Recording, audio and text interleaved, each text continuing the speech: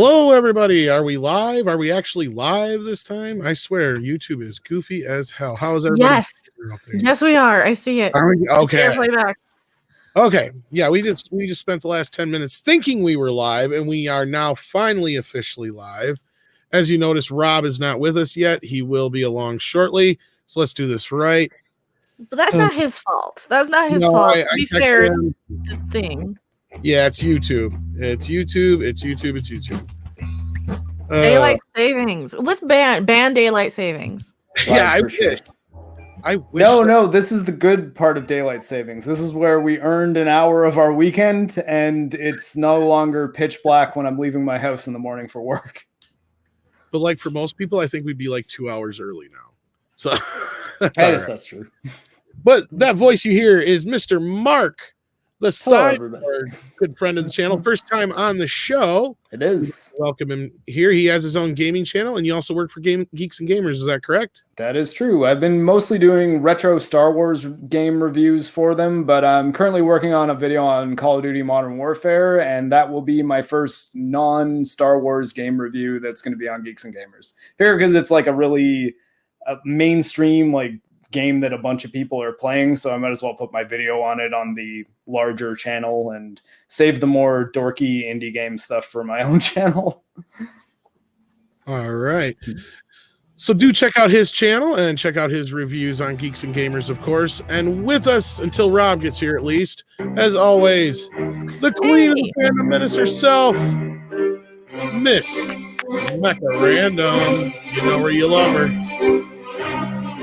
We got 69 people. Giggity. That's the giggity number. You beat me to the giggity. Now we jumped to 72. Oh, well. All is well. And we have some super chats as well we need to get to here. So do check out Mecha's channel if you haven't already, of course. You should know her channel very well if you're a fan of ours. We got $2, $1 super chats from Mr. Matt G is always coming through like a boss. And our good friend Captain Hare sends us $5, says, based on the name of the stream, I'm going to assume C-3PO, the assassin, a Star Wars story flopped and Daniels is pissed Disney ruined his vision. That could very well be true. We will get into that very soon, Captain Hare. We got a lot of stuff to talk about. Rob didn't get to see Terminator anyway, so we might as well kind of cover that up front. Now Mecca and I saw it. You didn't see it, right, Mark? No, I was in Ottawa, which is like the largest city that's relatively close to where I live, getting a robot leg repair on Friday. And I finished my appointment and was like, I was like, I should probably go see a movie while I'm around a good theater. And I was like, should I go see Terminator? Like, I don't think I'm going to like it, but the meme value might be there, so maybe I should watch it. But then The Lighthouse was playing at a better time, and no regrets on seeing that one. It was great. I strongly recommend The Lighthouse if you like bizarre horror movies. It was really good. I enjoyed it a lot. How was Robert Pattinson in it? Honestly, I'm kind of sold on him as Batman after that, not because his role in Lighthouse was at all a Batman-like performance, but it was a really good performance. Like I'm kind of sold on him as an actor. I was like, he was playing against Willem Dafoe like flawlessly. So I was like, all right, well, let's see what this guy can do as Batman. Matt Reeves is a good director too, so I think it might turn out well. That puts a little bit more confidence in me anyway with the project. So yeah, Dark Fate on the other hand. Mac and I didn't see it. Neither one of us cared for it. Am I coming through loud enough for everybody? I know I was having some mic issues yesterday. It sounds good on my end, but it'll probably be fine for us and not for them. Yeah. If there's an issue. Yeah. So Terminator Dark Fate could lose $100 million when it's all said and done. Not a good thing. Following the disastrous opening of Paramount's Gemini Man in October, the studio got its second major fall release box office bomb this weekend with the dismal opening of Terminator Dark Fate. The new Paramount release had been projected to open in the $40 million ballpark, but only grossed $29 million in the U.S. and $102 million overseas. A sign the film's international box office won't be enough to save it, despite solid reviews. I don't know from who, and the highly talented return of James Cameron and Linda Hamilton to the franchise. IGN gave it a really high review. Yeah, some of the some of the butt sniffers gave it a great. Well, that's because it was woke and it's the gayest Terminator ever. The LGBT 1000, of course, barely opened higher than 2015's despised Terminator Genesis, Sega Genesis, a $27 million start in the U.S. So it opened just barely over top of that one. Not good at all. Remember, it's not gay if the person's liquid metal and can turn into anybody. Then they're pan. Hey, I mean, that's the only word that applies, really. Because that's all that matters in these movies. What is their identity? What is their sexual identity? What do they identify as gender-wise? And who do they sleep with and who are they in love with? Yeah, we got into a little bit of that yesterday in our roundtable on the main channel, but you and I talked about it a little bit the other night too, Mech, about how this whole thing was just a bunch of, man bashing. They like literally and figuratively like demasculized Arnold Schwarzenegger in the film. Oh yeah. Anyway, Dark Fate cost $185 million to produce, as they say. Anyway, Variety reports the movie's marketing and distribution budget was in the $80 million to $100 million range, which means the movie would have to gross in the $450 million range in order to turn a profit. For comparison, Genesis tapped out at $440 million worldwide in 2015 after opening in the same margin. But it also, the thing with Sega Genesis is it did really fucking well overseas. This movie is not faring as well overseas as that movie. I don't think they're looking into that aspect of it. You got to kind of wonder why. Maybe Emilia Clarke? I don't know, is Game of Thrones really big overseas? Here's the thing. Schwarzenegger is usually big overseas. That they have in common, though? Like, that's what I'm trying to think. Like, what's the variable between Genesis and Dark Fate? Because it sounds like they were both, like, poor films, like, from a critical standpoint, or I guess maybe not a critical standpoint, from a objective moviegoer standpoint. Like, right. Was this a good movie or a bad movie? I think it's pretty safe to call, at least I can say I've seen Genesis, and it was really bad. And I've heard people say that if this was any better at all, it's marginally better. And pretty much. Like, yeah, it's I wouldn't say it's much better. But they do kind of take into consideration, I guess, Dark Fate is heading for a worldwide between 180 and 200 million. Yeah, and Disney also gets to take a lump out of this because it's distributed by Fox overseas. Oh, really? Yeah. Because actually, I was thinking that with the Gemini Man and Dark Fate double hit, it might be looking like Paramount could be primed to get bought by Disney also. In which case, they'd own pretty much everybody with Warner and Sony. It's Universal, too. Yeah, well, they're probably lucky that they're finalizing the CBS merger. That's probably the only thing that's going to save their ass. See, CBS is going to end up absorbing all this. Can they really afford to? CBS with all... Yeah, CBS is huge. Okay. But the difference here, though, is that Gemini Man was a huge, huge failure. Like, if that anything... was a turd. That thing cost, what was it? Almost $300 million to make, I think it was. I have to look here, but it lost so much money. It sounded one trailer. It sounded to me like they didn't market it properly, because I heard about a week after it was out that apparently it was shot in like 120 frames a second or something like that. And that it was a real issue with them actually having theaters that would play, like even have the ability to play it at the frame rate that it was shot at. Now, I saw Hobbit, the first and second Hobbit movie. I think I saw in the high frame rate mode. I think was 48 frames a second.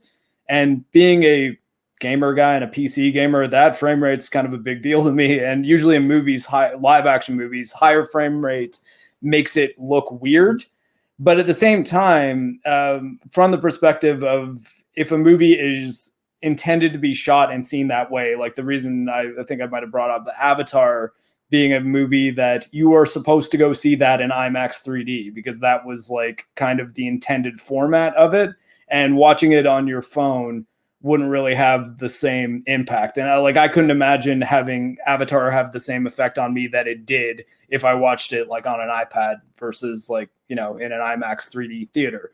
So I wonder how much of Gemini Man was them just trying to do a thing that the industry wasn't set up for and failing, and then the underlying story just not being enough to be like, oh, well, it's still a good movie even without the crazy visual format, you know? I agree with you. I think you're right. I think you're onto something. I think because they say the budget's 138 million, it's got to be more than that. And not only that, they spent an advertising budget of at least that, because I know they advertised the shit out of this movie. I've seen it. Yeah. Oh but, yeah, they've been marketing this thing for a year. Yeah, it was a pretty big. So they probably put at least that in the budget. So I'm probably not far, or in the advertising budget. So I'm probably not far off with the whole thing altogether costing 300. Mm-hmm. But it only made 150 million. So the point is it was such a huge loss and a kick to the nuts. Basically, if they didn't have the CBS merger between that and this Terminator thing, yeah, Paramount would be in big fucking trouble right now. I was gonna say, because they aren't doing too hot with their still trying desperately for that Star Trek 4 movie that's never happening. They can't afford it. No. Well, I keep trying to let their investors know that, like, okay, no, their stuff is not good. We don't want this crap. Don't let their Parrot Analytics fool you. They're treating you like a bunch of dusty old senior citizens in a retirement home investors. They don't have any respect for you. They're lying to you. Star Trek is not well received. It's not doing good. So no, even basically Tarantino said that JJ is well aware that the other shit failed. Mm-hmm. Oh yeah. So, I don't know. I was just thinking, I noticed this Terminator movie. There's something that kind of struck me a little odd. I was having a conversation today about trailers and how trailers are designed to kind of sell you on a movie, and the trailers for this movie did not sell me on this movie. Not even a little. And it kind of reminded me, now that I started thinking about it, I'm like, where have I seen a trailer that reminded me of this? Where it's kind of interesting, but not, because nothing happens. That was The Mummy, that Tom Cruise Mummy movie. Where they had the trailer. Remember, they didn't even have the audio in there yet. Oh yeah, where it's flying throughout the plane. That's what this reminded me of, because you only see the one scene. It's like that's all we ever got was that one scene on that one highway chase scene, which is probably the best one in the movie. Did you see the final trailer for Dark Fate though? I think I did in the movie for Joker, I think. Yeah, like when I saw Joker, that's when I saw that, and that seemed to show the entire movie. Like, right, yeah. When the last trailer came out, I knew that all the leaks were true. Yeah, I was just like, "Oh, okay." Yeah. So, what else happened? What else could happen in this movie? It's one of the reasons why I feel like I can actually competently talk about Dark Fate, because I saw that trailer and have now watched like a fair amount of reviews on it just from YouTubers I enjoy. You're not missing much. You can pretty much piece together the whole movie. It's not hard to do. And the sad part of it is they had an opportunity to do something that could have been big and great, and they wasted the opportunity with having Arnold Schwarzenegger and Linda Hamilton together, because this movie, you know, there's not really any spoilers. So spoilers, guys, if you really give a shit, plug your ears, I guess. Basically, they set this movie up to where Skynet doesn't exist, and they take out John Connor right away. He's pointless, and basically they do this only so they can replace him with a female protagonist, and on the other side of it, so they don't have to worry about Arnold Schwarzenegger ever having to come back again, since he's the last of all the T8. It kind of blows the whole point of Terminator 2, like on so many levels. Like both the physical events of that film being like, okay, so stopping Skynet didn't actually mean anything, and if there were other T-800s sent back, then Arnold sacrificing his life meant nothing. Like, because it was bad, because he could have probably still been around to protect John. And the idea of like there's no fate but what we make for ourselves sort of being BS, because it's like, okay, so if John dies, there's just going to be another chosen protector of humanity. And if Skynet's destroyed, there's just going to be another company that makes killer robots that take over the world. So does any of it matter? Like, why not just like not even try? Like, I don't know. But yeah, I mean, I'm kind of happy I didn't see it. it was so they could do a remake without being a remake, basically. Mm-hmm.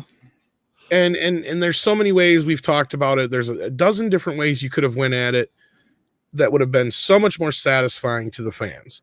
You know, so what? Okay, so you can make, you know, like the best one we've come up with so far is, okay, yeah, so make it to where Judgment Day never happened, but you never stop to think, okay, John Connor never had a childhood. His mom destroyed his childhood because she was preparing him for this war that never eventually happened. So you could you could have still hired Edward Furlong and been like, look, he's, you know, he's an alcoholic. He would have been perfect. He would have been perfect now. Yeah, as he had no purpose in life, and then he realizes this girl's being chased by a brand new Terminator, and he's the only one who believes her because he's seen the shit before. And the first thing he does is go to his mom, and you know, you could have even had him like reprogram. Nancy. He could be the Nancy from Nightmare on Elm Street 3, and he's oh god, yeah. This is how you do it. Why aren't we writing movies, Tom? And then, of course, then he gets his mom, and you could even, like I said, you could even have had him reprogram a T-800 that they found. Exactly, and she's gonna be all broken up and drunk and crazy, just like Nancy's dad in Nightmare on Elm Street 3. We could just remake it. And you could even go one step further, and I said, because in the alternate ending, he does have a daughter. You could have brought it and made everybody happy. It could have just been John Connor's daughter, and everything just skipped a generation. Mm-hmm. And there's no reason not to use diversity. So we make it so that he married a Mexican girl or something. So she's, you know, and there's a reason, because they would have gone down to Mexico. They would have gone south of the border to hide from. You could have still had it woke and diverse and everything and done it right. And this pisses me off so much. This is another one. This one pisses me off as much as Last Jedi, I think. Now, the more I think about it, like it's well, and what's worse is Linda Hamilton's performance is amazing. That's the worst part of the whole thing. I think that's 2 Euros, right? Yeah, missed opportunities, but I liked Grace. Yeah, Grace was okay in the movie, but as I said in our roundtable yesterday, and I think I said it the other night too, they did a piss poor job of explaining both Terminators in this movie. Like, you have no exposition whatsoever, like they do in the first 2 movies.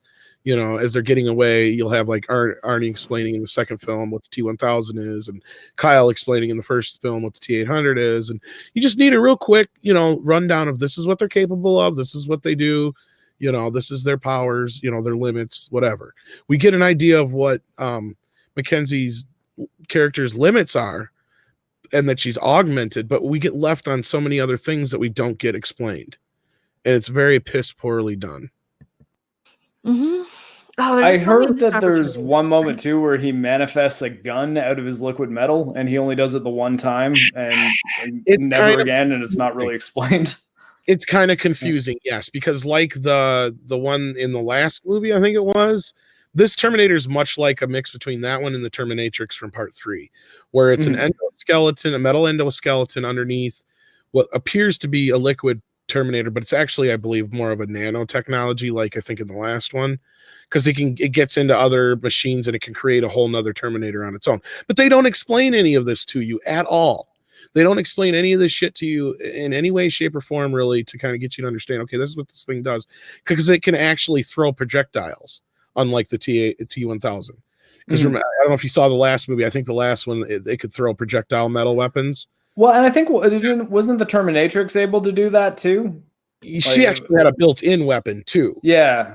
I remember her having a gun on her arm or something, because I think I made a Mega Man joke at one point. Yeah, because it was built in, and that was the whole thing, was that the T-1000 could not replicate complicated moving parts.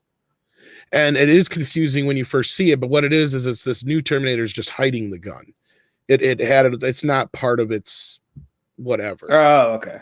Yeah, and it's really piss poorly done to where you don't really understand anything about this tournament. That's what I'm saying. They don't do a good job of explaining anything, period. No, he's just there. He's just there, and he's in a cop outfit because member berries, and he's driving a truck because member berries, and he's liquid metal because member berries.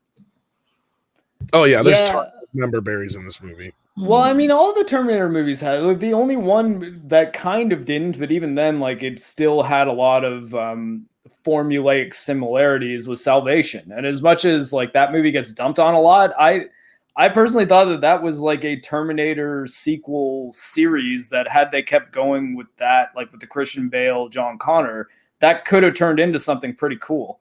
Because that was kind of like, yeah. It was kind of interesting in that it was because of the time travel aspect of Terminator. What I found really cool about that it was a prequel that took place after the original ones in a way, and kind of dealt with, okay, how did John Connor get to the point that he is sending back Kyle Reese in order, like knowing that he's sending back the teenage version of what's essentially, or like he's meeting the teenage version of what's his father. And how is he going to get to the point that he's like, you need to go back in time and save my life? And we don't see that in Salvation. So they probably could have got there and then given us maybe one or two more good like future war movies that I think could have been kind of interesting. But Terminator 3, Genesis, and it sounds like Dark Fate all seem to just kind of be realistically retreading Terminator 1. And Terminator 2 kind of did as well, but it did it well, so we forgive it. Yeah, it was lightning in the bottle. We talked about that the other day too, about how it was just, and we were talking about just before the show about how it was just the perfect mesh of what we wanted from the stuff that we got already, plus some new stuff in there in the mix, even though it's pretty much the same movie all over again, but it was just done so well. Automata gave us $5. Sarah Connor's reaction to learning Judgment Day will occur again is freaking Rye one-liner because that's a strong character in 2019. Ugh. Yeah, it is kind of a throwaway. I knew man would screw it up eventually. There's another one of the man lines, I think, if I remember right. There's a lot of those. And that's where I didn't understand Red Letter Media saying there wasn't any Ghostbuster moments in this movie. I'm like, are you kidding me? Well, I don't think there was as many. There's a few here and there. Well, the whole thing with Arnold Schwarzenegger to me, the more I thought about him, like they demasculized him to the point where they literally chopped his dick off. Yeah. Like they make him in a sexless marriage and he's an interior decorator. He caught the feels. And a really funny character. It could be a really funny character in like a sequel to Kindergarten Cop. Yeah, that's a comedy. That is this movie. Yes, that is absolutely like a 1991 comedy. Arnold Schwarzenegger as the Terminator robot made something like a do that. He was already Mr. Nanny, or was that Hulk Hogan? Do a movie like that where he's got to take care of a bunch of kids and he's Arnold Schwarzenegger. Didn't they have that as a joke on The Critic? Well, he was in Kindergarten Cop. That was his thing. But like you could have done this Carl character where he has to pretend to be like an interior decorator and all that kind of stuff in like a sequel-ish or a movie like Kindergarten Cop where he's like undercover or something like that. Yeah. His jokes are funny, but they fall flat because you're like, wait a minute, this is supposed to be a Terminator. And all I can think about is Kyle's like, you can't reason with it. It will not stop. Well, there's my next mashup, I think. You know what I mean? Yeah. Well, somebody's already kind of done it. Oh, somebody's already done it. Huh? Yeah. Joker crosses 900 million at the box office, says Adam Wolford with a $2. 100 away from the baby. Yeah. Expect a little bit more Joker coverage coming your way because there's a little lull between here and Star Wars, and if that hits $1 billion, that's a big deal. I've already been talking to Andre about that. We're looking into maybe finally doing a round trip table on that. Who is your daddy and what does he do? Kindergarten Cop. I want to watch Kindergarten Cop again. Yeah, I don't want to watch anything other than freaking Terminator, Whaminator. Ugh. It might be a tumor. and it sucks because they had moments that could have been good too. This Whaminator movie, like, boys got a penis, girls have a vagina. Oh, Larry says 930 million, and it made like 100 million in the last like 3 weeks. I think it made another 100 2 weeks. They're gonna leave it in a few more weeks. I mean, take Terminator out because just take it out and shoot it in the head. Like it's not it's past its prime. Terminator's done. It's time to put it down for a little bit, and then you can replace it in a few years with a new franchise. Let's do that. But no, go see that. Leave that in the theater longer because Joker's an actual good movie. Don't keep pushing these shit movies that nobody wants to see. No, I agree. It's and what's great about the Joker is it wasn't a big $100 million movie. It doesn't have a bunch of special effects in it. It could have probably even been made for cheaper than what they spent on it, but they had to pay like the talent involved. Mm-hmm. So that probably brought the price up a little bit, but it was cheap. It's made them so much fucking money. Character focus. If you have good characters, you don't need giant CGI armies fighting each other. You don't need giant CGI armies anyway. Most of those movies aren't that great anyway. They're okay. I mean, you're paying for the spectacle. Martin Scorsese is exactly right. You're paying for the amusement park ride. You're paying for the event. You're paying to go out there opening night and see it with a bunch of people in character, and you're paying for the excitement and the spectacle. You're not even like, the quality of the movie doesn't really matter as long as it's not The Last Jedi or Solo or something. You're gonna go and enjoy it for these big spectacle movies. And we need more movies that are actual movies that people can care about, that are so well done that they hit the 900 million mark, so we can kind of get rid of some of this spectacle. Not every month. I don't need to drag my ass to the movie every month on opening night. I mean, telling you, go see The Lighthouse. Sit really close too. It's one of the few movies I would say, like, get one of the front 3 rows of the theater, because it's shot in like 4:3, so it's all really narrow. Yeah, and it's black and white too, isn't it? Yeah. It's done well though, and a lot of the shots actually look really good too. There's a brutal murder of a bird at one point. Oh no, Minor never watched it. Nope, not watch it. Yep, animal brutality. But I don't like modern horror anyway. I really hate modern horror. I would not say this is a typical modern horror film at all. Like, have you ever seen The Witch? Same director, and it's more similar in pace and tone to that. Yeah, that's modern horror to me. So. Oh, really? Yeah, didn't see it. It's another one of those. A lot of those kind of stutter shots, where they kind of flash the lights on and off really quick for. No. You should watch The Witch and Lighthouse if you're tapped out on horror, because it's the opposite of that. There's not a single jump scare. I like comedy horror. I don't like horror. Horror. That's the thing. I don't think I like gothic horror, like Hammer. I can take, and Universal, and then comedy like Return of the Living Dead. Fair enough. But yeah, no, I was glad to hear that you did enjoy his performance. At least that makes me feel a little bit better about Batman in the long run. Mm-hmm. Oh, he'll be fine as Batman. It's just not for us. It's Twilight. It's for Twilight fans. No, I don't know. I hope. Well, after seeing Lighthouse, I've got more faith in him. I don't think he's going to be the Twilight version of Batman. I think he might do something actually pretty cool with it. I mean, knowing that I saw him just give a performance, which is not at all something I figured I would see the guy in Twilight giving. And think of it this way. He's playing in a movie against Willem Dafoe where it's debatable which one of them ends up being the crazier one. Good point. We'll have to check that out.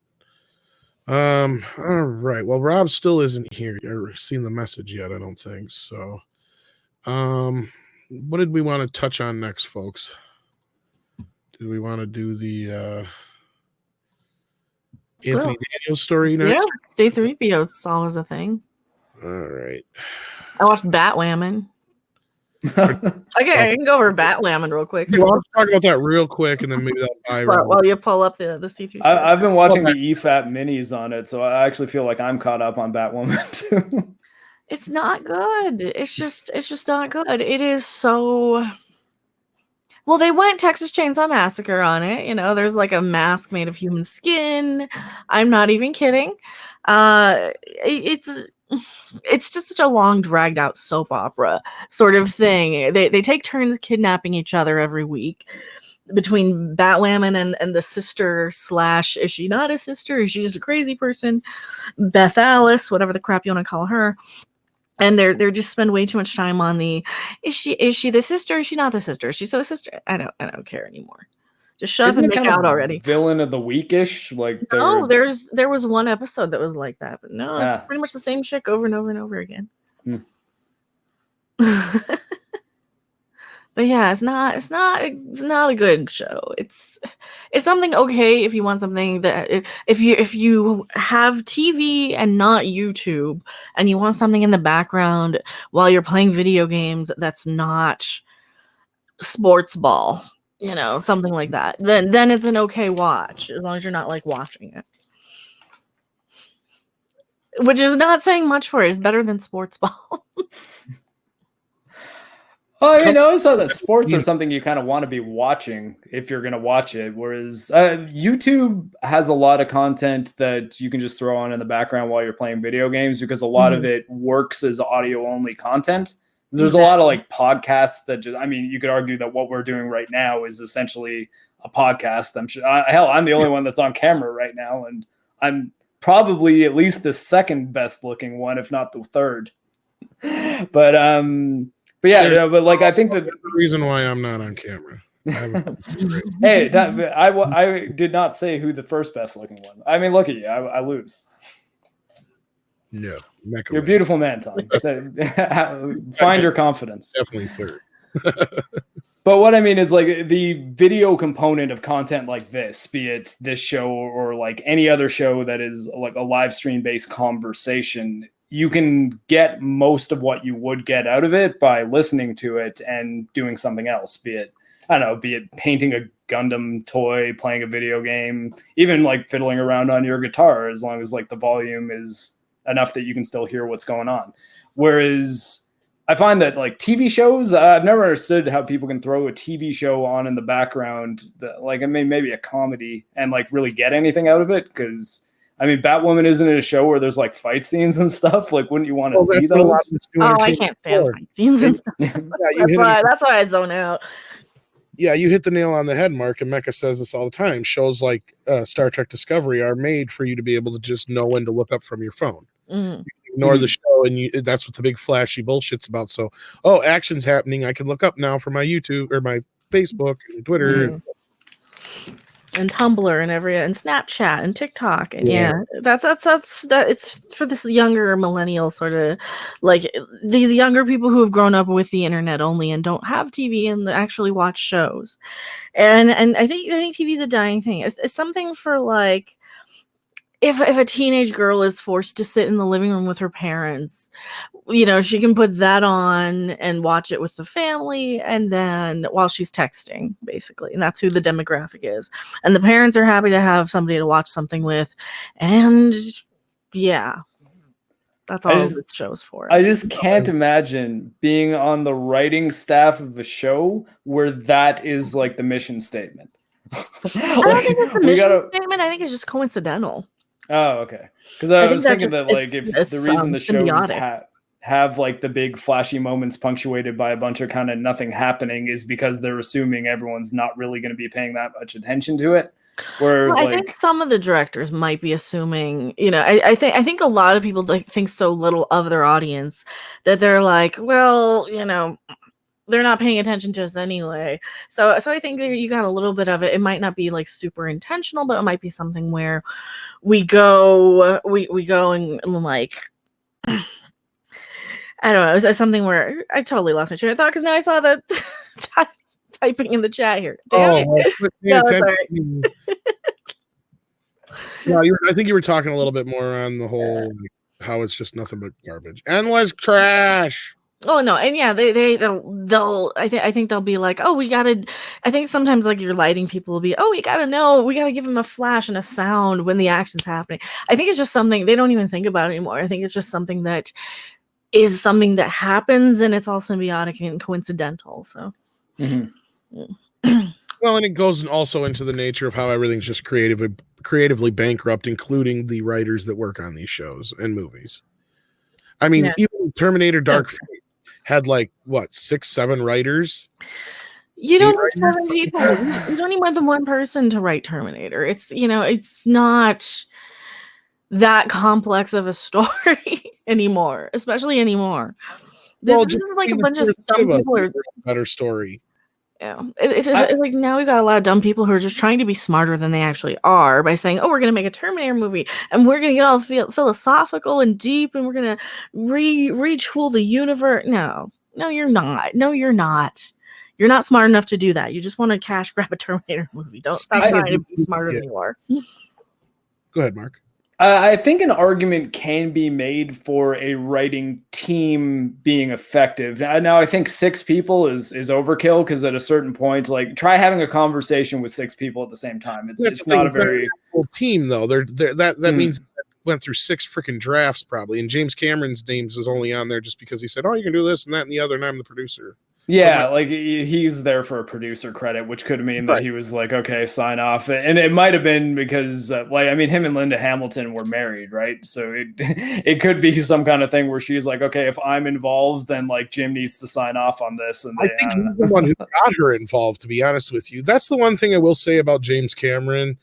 I really noticed that even though he's had some really bad breakups as far as divorces, he seems to be on at least speaking terms with most of his exes, even Gail Ann Hurd. All of them are talented too.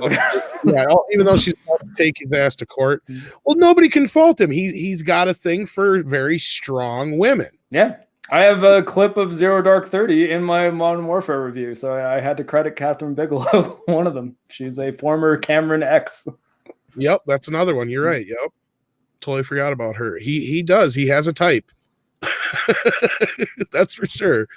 And maybe that's because he's so, powerful. It just power attracts power, and maybe just to keep up with him. Super talented Canadians, we like running with our own. There you go. He is Canadian, isn't he? Yeah, he is. Oh, I forgot. Oh, geez. Well, anyway, speaking of what Mecca was just talking about, though, as far as destroying legacies of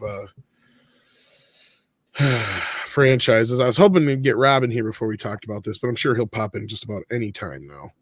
I'm expecting him any moment. So we say, Rob. He'll probably show up any second. Just as I start reading this stupid thing, and I'm not paying attention. So if he does pop in, let me know, even though I don't think you guys can see him, but if he says anything. So, Rise of Skywalker, Star Wars actor Anthony Daniels appears to confirm fate of character in new book. Star Wars actor Anthony Daniels, we already said that. Daniels wrote about his time portraying the Gold Droid in his new autobiography, I Am C-3PO, which he has voiced since the early 70s. Concern among fans was sparked after the final trailer was released for the new movie, where the character is pictured saying he wants one last look at his friends, including Poe, Rey, Finn, BB-8, and a new character, Zori Bliss. All those new assholes that we've never heard of, they're not his friends. They're acquaintances at best. Right.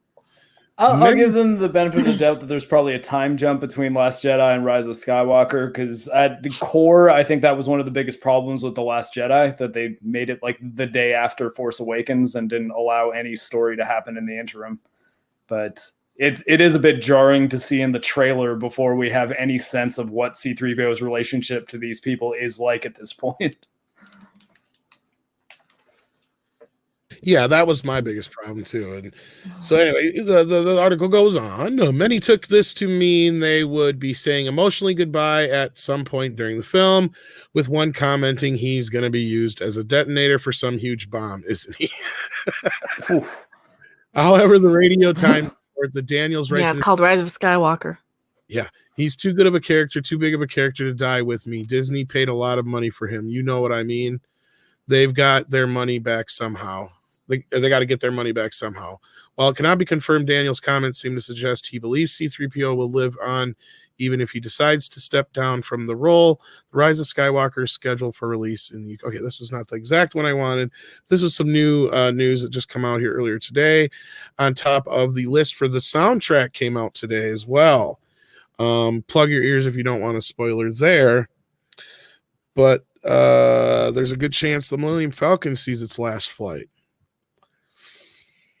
So be prepared, ladies and gentlemen.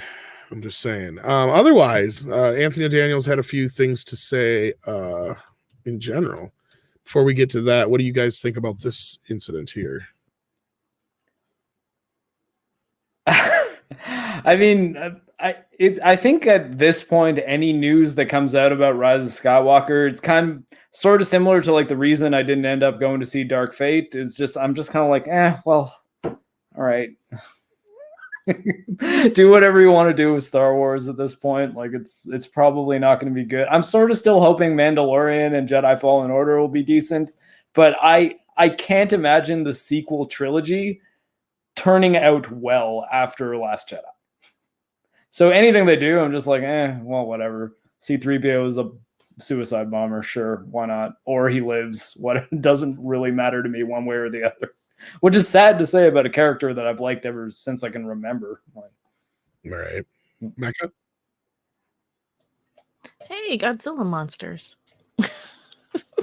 I'm so tired of Star Wars. That's the thing. I know. You know what pisses me off? That Godzilla box set went on sale for almost half price at I can't remember where. I think it's Barnes and Noble or whatever that always does the Criterion fucking collection.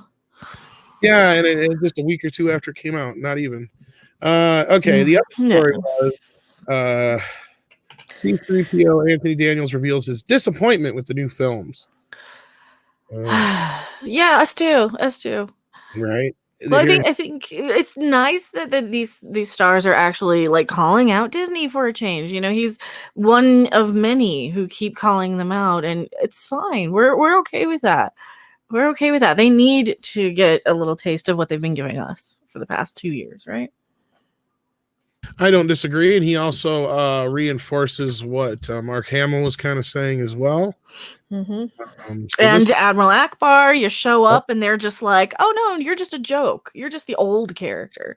Remember what they did with Admiral Akbar? You know, they brought him out just to say the line, "It's a wrap."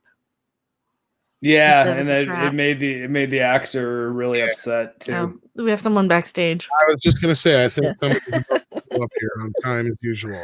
Right, we're early though. We're early because of the daylight savings. Rob is on time. Yeah.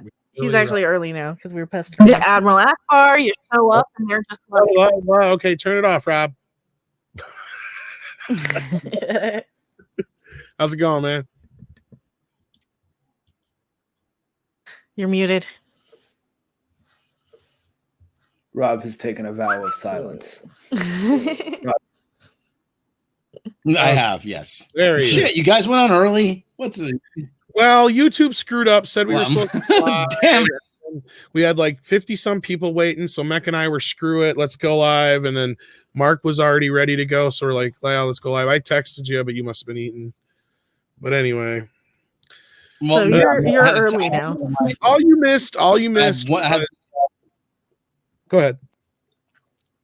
I had the tenant from upstairs. They needed a key, so I mean, I had to run out to Lowe's and grab it for him. So, yeah, the downside of being a landlord. No, all you missed was Terminator talk, really. So that was about it. So no, right on time. Didn't miss anything. I sent you the link to this article. You can gladly read it. Oh, there's more. You want Data Racers because now he's getting fan backlash. But let me find that. Yeah, you can bring that in too if you got a Data Racers getting fan backlash. No, he found a whole bunch of people who were attacking Anthony Daniels. Now, I did a video on that this morning. My Dark Side Mecha video. Come on. Man, like that's the one thing. It's the one thing I really hate about the guys. Sorry, I don't want to interrupt Rob. Well, the guys are in the Star Wars street cred. I mean, come on. That's it. Well, I think it's the thing about the group of people who will say that if you didn't like The Last Jedi, then you're also the exact same people who bullied Kelly Marie Tran off of Instagram. Well, then she wasn't though. That's the thing, and I've proven she wasn't. I said they'll say.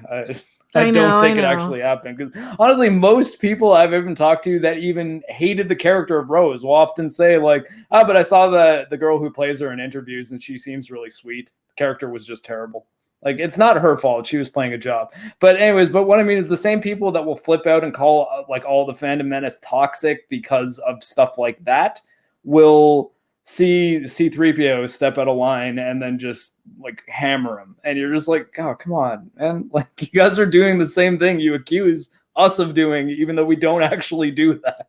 Yeah, and that's just like Mech and Rob trace the original tweet that supposedly was the one, or whatever, not tweet, but message. I found the account that had created it. I found the marketing account that was associated. So it came from somebody who specializes in getting hashtags to trend on Twitter as a job. Right, and then you add in everybody rewrote her article. Mm-hmm. Yeah, but anyway, so Rob, we got this article. Go ahead. Viral marketers. That's what they are. Viral marketers. If there ever was such a BS job in the world, I mean, that's it.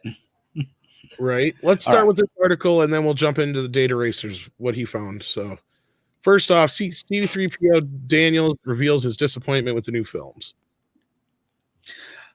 Star Wars: The Rise of Skywalker. C3PO legend Anthony Daniels tells Express Online that he, quote-unquote, understands the backlash and has a message for fans ahead of Episode 9, or Episode X, as we like to call it. Episode X. I love that. That's actually Ethan Van Sciver. I can't take credit for that. Rob, there has been I think you guys have been on a show together, haven't you? Yeah, we met. Yeah, mm-hmm. Yeah, on Mary's stream. That's what I thought. Mm-hmm. There has been a huge disturbance in the Force. Not since the dodgy days of a certain Gungan has the fandom been so divided or angry. Huge numbers protested the divisive plot lines and ending of The Last Jedi. Major stars like Luke Hamill. Luke Hamill? You got that too. You got that one too. You don't qualify as a Star Wars fan to write this article. You're fired. Do I have to say it? Yes. Proofread your shit. Major stars. Put that on a shirt. I just said that. Yes. Proofread your shit, TM. And you got to have proofread spelled wrong or something. I don't know. Something's got to be goofy about it. just to be ironic. Yeah. Maybe PROF, but with like an umlaut. PRUFE. That works. Or FF. FF might be funnier. PRUFF. Proofread your shit. I could be wrong. That might be. Or spell shit with a Y, and then it's not really a swear word. All right. So we got to sign up for Teespring right away, right now. We're working on that. We got her done. We're gonna get there, folks. We're getting there. Well, I did get a Teespring thing, and I do have movies are not mandatory on my Teespring store. If anybody does want that, there you go. I don't think I'm at that level yet. Are you buying those yet or not? I don't think so. Buy my shit. I got t-shirts, stickers. Stick a sticker on the Star Wars poster. I mean, don't really do that, but if you own one, go ahead. Yeah, but cheers, you can do whatever you want with it. Mm-hmm. Yeah, here you go. Shit. Read your chick. Copyrighted if you get words. It has to be. That's pretty good. All right. Every word is spelled wrong. Exactly. But it's also very clear. Like major stars like Mark, Luke Skywalker, Hamill. Okay, see, that's how you do it. Are popularly believed to be equally unhappy. Express Online sat down with Anthony Daniels to chat about his new book, I Am C3PO. We had to ask him about the backlash and what he thinks of The Last Jedi. The actor says, well, yes, I do understand why the fans are unhappy. It speaks to a devotion that they came. It speaks to the devotion that they care so much that they mind if someone messes with it. I understand people being critical of the films. I can't do C3PO voice. He has remained fairly silent until now. While stars like Mark Hamill, now you get it right, have dropped loaded comments online and in interviews. Daniel says, I know it has been particularly difficult for him, Hamill, lately because the new movies haven't given him much to do. I certainly recognize that and can relate to it. In these new movies, I have felt like a table decoration, and that is difficult because I recognize this character, C3PO, is worth so much more. But I understand it is a whole film, not a feature about C3PO. Yeah, but you just pan the camera over. Hey, there's C3PO. All right, see you later. I mean, the original film, the first movie was told through the eyes of the two droids. they were always kind of meant to be those two characters. I think even George kind of lost sight of that in the prequels. Yeah, they were the point of view characters. That is just my personal disappointment. I get paid whether or not he does anything, but it would be nice for him to have a purpose. The actor confesses to not being too thrilled with his time working on the divisive prequel trilogy. It was certainly a bit weird in the prequels, but I accepted the storylines were very different. I was glad to be there, although they weren't that much fun to do. There have been major hints the Golden Droid will finally play a much larger role in the Rise of Skywalker.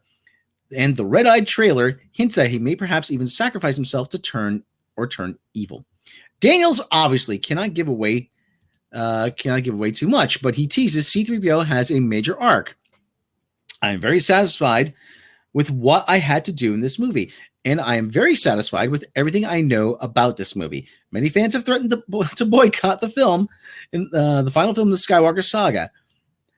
Daniels has a message for them. People should be respectfully critical. The toxicity was so shocking and unpleasant, and often wrong. To be venomous and cruel is against the ethos of a story about goodness. I get tweets from people saying they will never watch another Star Wars film again. Well, I bet they do. Everybody needs to see how it ends. Well, I bet I do. What? Bet they do. Well, that makes no sense. And I hope He's saying that they will watch them, even though they say they won't. He's puppeting some of the same shit that they didn't go see Solo, though, did they? Well, I think a lot of people didn't pay to see Solo. Well, he goes on saying, and I hope they do. From everything I've seen so far, it is really rather good.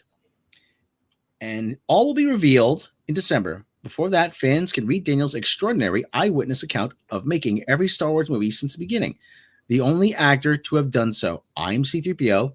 Inside Story of Anthony Daniels is published by... Okay, nobody cares. DK, £18.99. So, all right, nobody cares. All right. Now you want to hear what people have been saying to him. Right. Because he said he's disappointed. That's more the story. Yeah, a good segue to this is okay.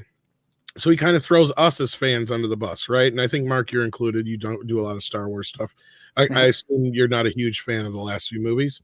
No, I thought Rogue One was pretty good. And I liked The Force Awakens when I first saw it. But after The Last Jedi, I liked Force Awakens less. And now I actually think it's kind of bad.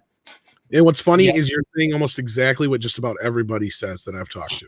Yeah, I didn't say it was an original opinion. It's just what I got. No. My point is this: where are all these people that supposedly love these movies? Well, we'll show you where these people who are. Yeah, I speak to them sometimes. Oh, these assholes. These lovely people here. Now, Mecca, since you brought us this, do you want to kind of preface this, or our good friend Data Racer 117, definitely give him a follow. He's been screenshotting and archiving a lot of this garbage, because it takes a lot of time to sift through this. So, he's a real backbone of the fandom menace between him and Ichibaka. So shout out to both of those guys.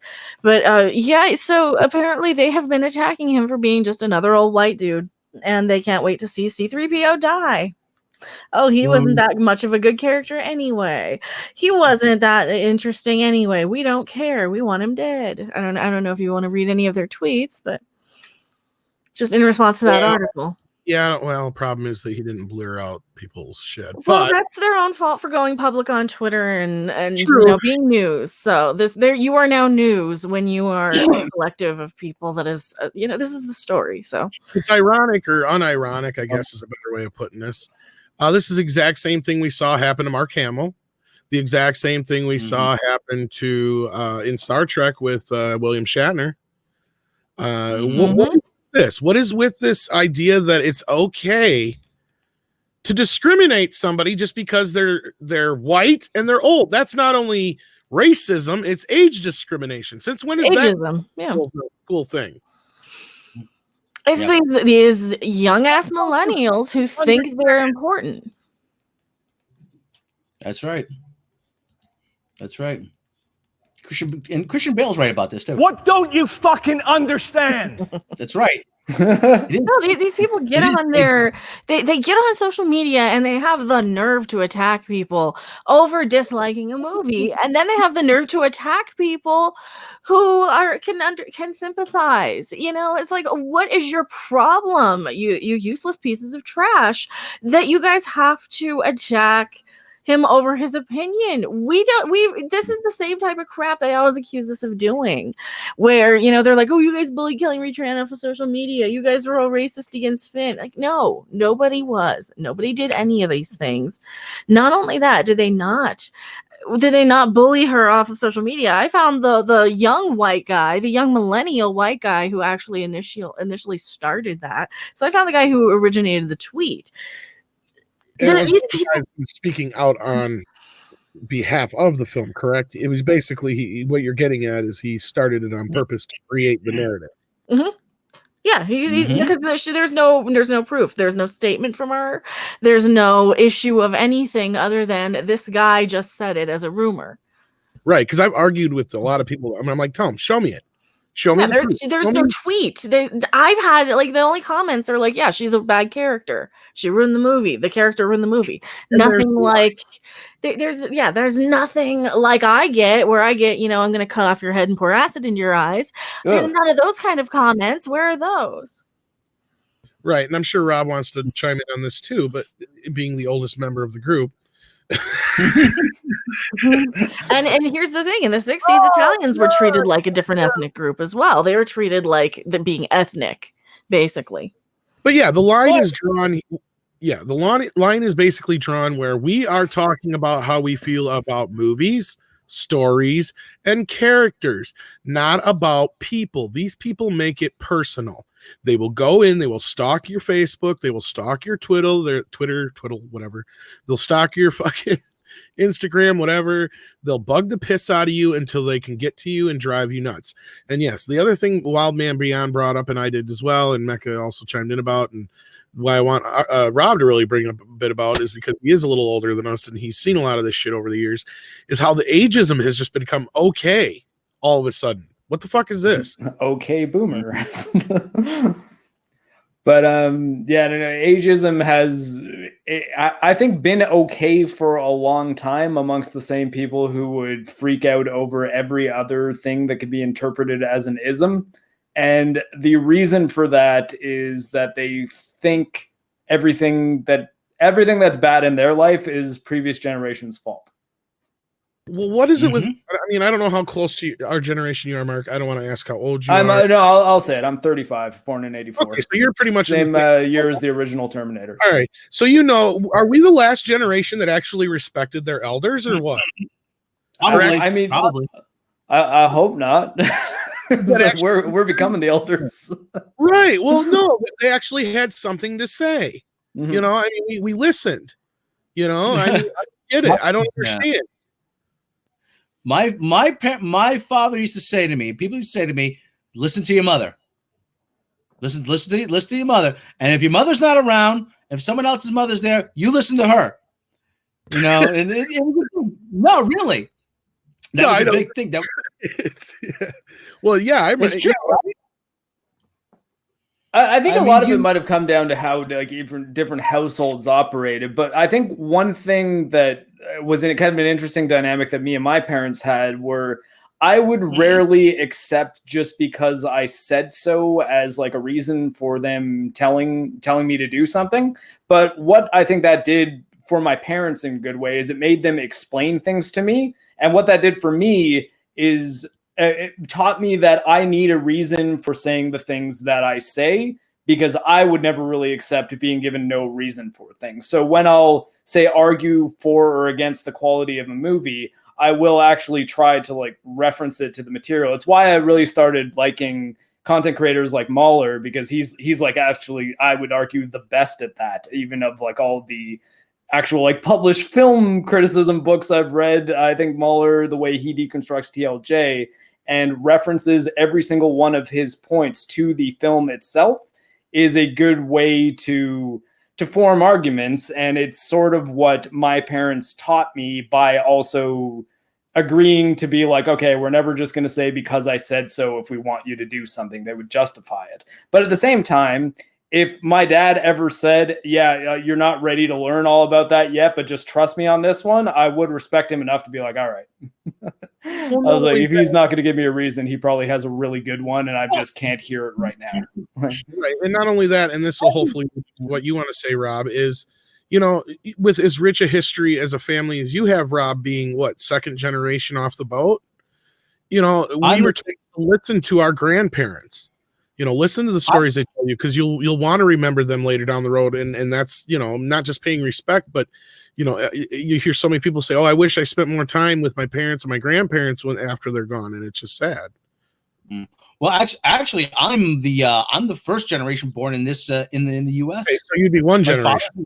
Yeah. My father's from Italy, but my mother was born here. But her parents were from Italy. And you got to hand it to the listen. You resent it early on, but you got to hand it to those old school people. You know, they didn't tolerate any shit. And it's this whole thing about, like I said, not so much respecting your elders, not respecting wisdom, not respecting knowledge, not respecting experience is what I think. You know, it's natural for each generation to sort of reject what came before it. But at the same time, the reason why you're able to do the things you're doing is because somebody had to blaze a trail for you. Right. But our parents, or at least our generation's parents, will say, yeah, we didn't necessarily do it the right way. We could have done it a little differently when it comes to the, you know, the 60s and 70s revolutions. But the point was there. And the point to know that these people had something to say and to listen to them, just like your parents, even though they were the generation ahead of that. You know, your dad lived through and mom and dad lived through a lot of different shit before. My dad lived through a war. My father was captured by the Nazis twice. Yeah, I mean, didn't you? Sorry, you served too, didn't you, Mark? I'm still active service Canadian Army. Right. I'm a medic.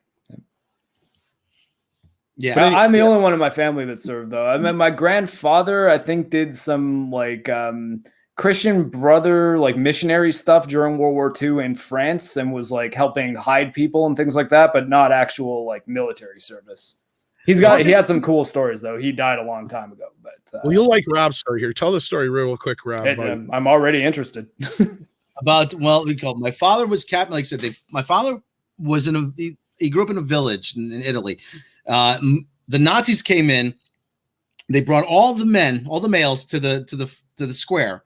They lined them up. Okay, just check there. Okay, feel okay. You took it away, and the women were saying, no, don't take no. And he said, listen, if we don't take the men, we're taking the women. So he got hauled away at 16 to a work camp, and he escaped once when the guard turned his back. Escaped once. They caught him, then he escaped again. Walking down the road, a German armored column passed him. He was afraid that he was going to get captured again, but he put his head down. But they rolled right past him. So okay, well these guys got somewhere else to be. They got something more important. In the late at night in the rain, banging on the church door. Father, let me in. The Germans catch me. They're going to shoot me. The priest says to him, hey, if they find out I let you in, they're going to shoot me. A farmer down the road said, come on, I got 7 sons. I got 7 kids. What's one more? Took him in. He rode out the remainder of the war. Eventually, General Mark Clark of the 4th Army, he liberated Italy. And then the Americans came in, and the Americans actually came in, put everybody to work. But they paid him fairly. When the Americans first came in, he was fishing around underneath a Jeep, looking for a pack of crackers that one of the GIs dropped. And they say, look out, he's going to play the bomb. No, the kid's hungry. Yeah, go get him something to eat. Yeah, and he told me that was the first time he ever had bacon and eggs. Oh, yeah. So, yeah. So, and ever since, and when he married my mother, he insisted to my mother that she buy Spam. So that's why there was always Spam in the house growing up, because that was a big thing. That, spam. It's spam. Yeah, you're familiar with spam. It's lovely spam, wonderful spam. But this whole but the whole thing, to experience that kind of hardship and experience that kind of adversity is very telling. It shapes a lot of your worldview. And I hate saying that a lot of these kids don't have that, but there's a narcissism among younger kids. Again, says, "Oh, I'm the most important person because I've been told I'm the most important person, and everything matters, and you'll have to bow to my whims." I'm like, no. When someone comes in with with an MP40 into your village and hauls you away, I'm like, you realize your opinion doesn't mean shit. It doesn't make a difference. So I just tweeted something out like this today. I said, women that go around male bashing are just overgrown little girls who got into the real world to realize they are not the special princesses they think they are. And they're just out there throwing temper tantrums. And that's where we're at. These children were not punished. They were not taught to respect elders. And they're going around like they own everything. And like it's their call. And then they bully you and report you if you don't agree with them. Well, and it's dangerous because I seen an article where this one guy was like, "Oh, kids shouldn't have to learn about World War II. It's too depressing and all this kind of crap." No, it's like, no, it's important. It's like you. That depressed me. Just yes, it's horrible. Yes, it's horrible and depressing, and it's a terrible. It took a terrible human toll and suffering. But you know what? You learn it because it's good. It's good for you to know it. So we don't make mistakes again.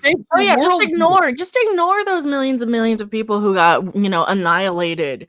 Ignore the genocide. They don't matter because some little millennial on Twitter got their feelings hurt and got offended. Fuck you, millennials who think like that. Seriously, you guys really need to grow the fuck up and learn something about what the previous generations have gone through. You entitled little pieces of shit. I'm so sick of you.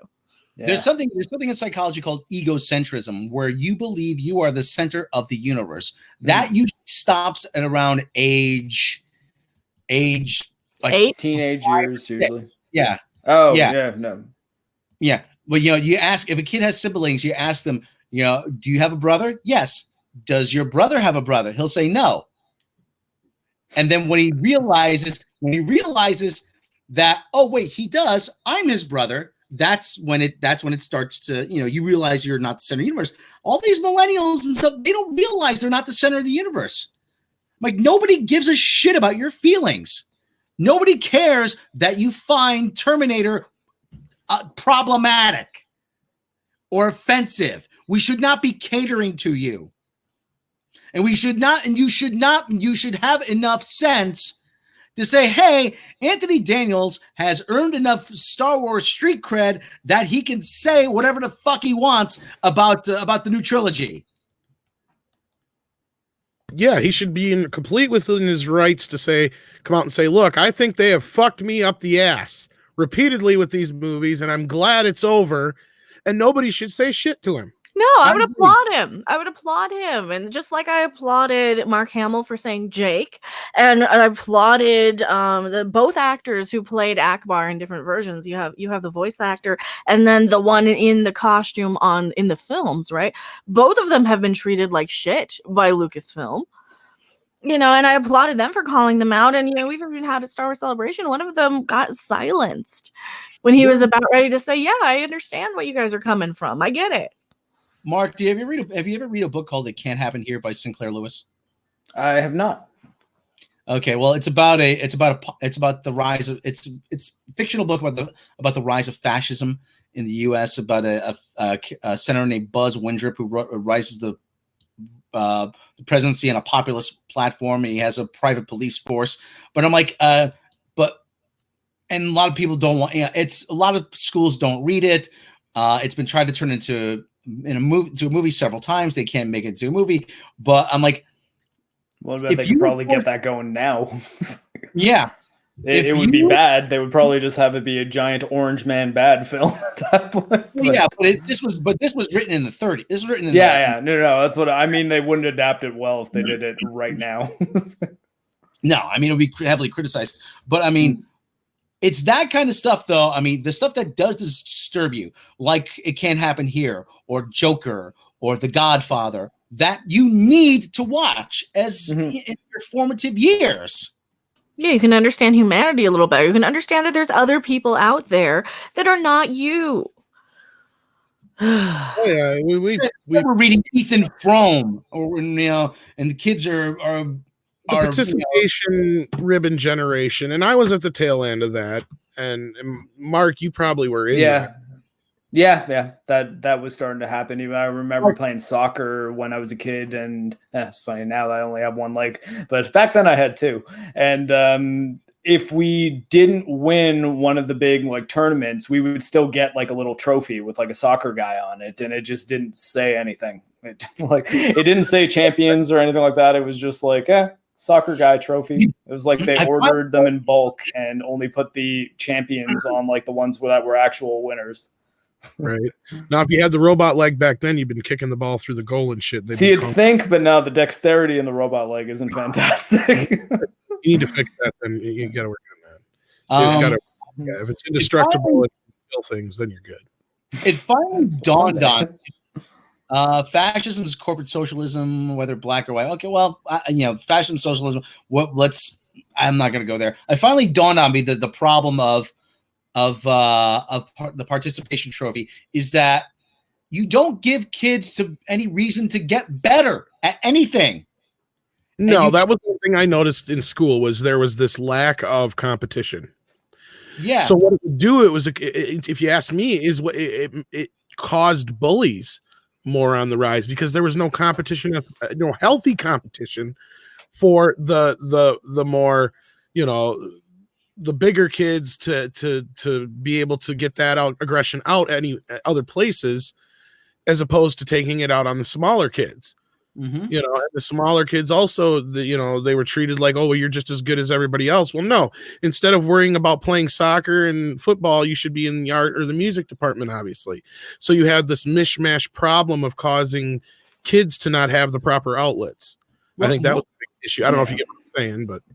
Well, Willie Woodward, okay. I mean, he says, okay, I agree for the most part, but I disagree with that. If someone has earned the credit and they say something you disagree with, you shouldn't just accept. No, well, you can disagree with it. It's his opinion, though. That's the difference. These people shouldn't. You could disagree with it. You could ask him, well, why do you feel that way? But Mecca, you're talking about these tweets, but this whole ageism. Oh, he's just a white guy. He's just an old white guy. It's an old white dude. It's why Brie Larson says, "I don't need some 40-year-old white dude," because it's this little catchphrase. It's this meme. It's this buzzword of old white dude that has stemmed from politics ball and is now moving into the entertainment industry to anywhere where these little white girls see a bunch of old white authority figures, daddy telling them no, and they don't like it because they're a bunch of bratty little girls and they don't like daddy to tell them no. Because then they can call the cops on daddy and say that he did other things to them. And that is why we have a generation of like Renfamouses and a lot of these type of little people out there running around. Okay. Captain here has a mission to Mark Cyborg here. Captain, shh. That's all I'm going to say about that. Don't tell people or else they'll see the geese coming. Unleash the stockpile of geese Canada holds onto for special occasions. Purge this earth. That's the ace we have in the hole. Are you Skynet? No. I actually have to make this argument at all. I am a cyborg, like actually real cyborg, like with a robotic leg. That is not a joke. However, I'm the RoboCop type of cyborg. I have a human brain. I'm human on the inside, robot part on the outside. The Terminator's robot on the inside, organic on the outside. Totally different type of cyborg. Like a Terminator. Skynet, nothing to do with me. Or what's the new one? Legion? Legion, right? Who the fuck cares? The new Skynet? Oh shit! I got to say though, I always draw the line. Legion to take over. I kicked off my headphones cord. So I was like, wait. I was like, are these jokes really that bad? Take over his leg.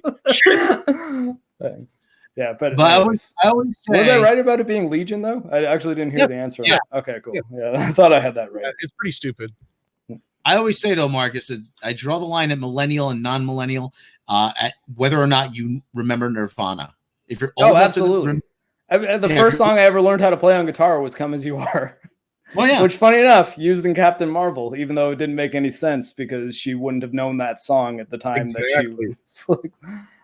Yeah, and if freaking Kurt Cobain was alive, that might have killed him. Actually, that he was in Captain Marvel. Yeah. In her subconscious, even though she was, what was it, like 1988 or something? She went out into space and then came back in 95, but somehow knows the song that was released in 91 or 92. Yep. Whenever Nevermind came out, but yeah. Somewhere in there. But he's just a white male. Yeah, that too. And then she wears the 9 Inch Nails shirt, which is another thing. Yeah, that movie had a lot the bootleg of one. Memberberry is like, hey, remember the 90s? Though I will say I did like the Stan Lee cameo, even though it begs a lot of questions about what is Stan Lee in that universe if Mallrats exists. That's my problem with that movie is like that's like one of my favorite Stan Lee cameos, but like you said, it opens up a whole wormhole of weirdness. Hey, also because it was the last one. Also, I'm sort of an unabashed Kevin Smith fan, or at least like of his old movies. Yeah, but even actually, I think some of his horror films that he made were pretty decent too. Tusk is so weird. I agree, and he just said the thing about he exists in the Marvel universe, and he's so like Twitter pated about that. Yeah. Officially, is this sad? Glenn Tilbrook has a guitar lesson on YouTube. It's actually him, the guy from Squeeze, Glenn Tilbrook. No, actually, freaking. I saw Paul McCartney when he had a bass lesson on YouTube. Bass. Yeah, and you get it like this, and you do a little doodly doo, and then when you're done, you have a little diddly dee, and then you're good. It's not a bad Paul McCartney. And I once said to Joan, if you do the diddly diddly doo, it'll be great. He said, and that's how we got the White Album. Diddle. I said, you could do that, but then you're just blunking on the blunker. And then you're blunking on your blunker. I was just blunking on the blunker. Yeah, diddly diddly diddly. Remember? Oh, I remember. Remember